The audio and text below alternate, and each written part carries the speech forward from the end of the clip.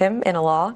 And secondly, is there an emergency? And I could certainly talk to you and anyone who's willing to listen about how that is a definitive and resounding yes. This administration putting a focus on the border, yet we're seeing apprehensions go up. Why is that happening? Well, it's interesting. I mean, if you boil it down, it's Congress, courts, and criminals. The criminals have found a way to take advantage of the situation.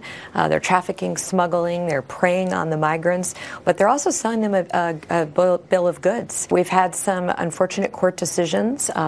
They clearly did not understand either the authorities in some cases, but more importantly, the operational effects of the security concerns. And then three, Congress continues to fail to act. This is not a partisan issue. It's not partisan to want to protect communities. It's not partisan to want to secure our border. It's not partisan to want to secure our homeland.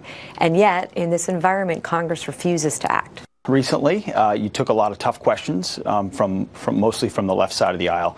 Your critics of the approach of this administration, what are they getting wrong about how you're approaching border security and things like family separation? They keep talking about cages. What are they missing in your approach?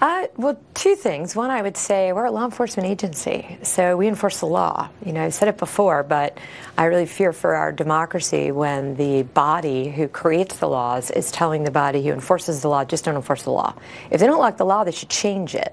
But the men and women at the Department of Homeland Security have sworn an oath to protect communities, to secure the homeland, and to enforce the law that Congress passed. The second one is there's just a lot of misunderstanding. Many of the policies and the ways in which CBP has been protecting our community for decades are the same.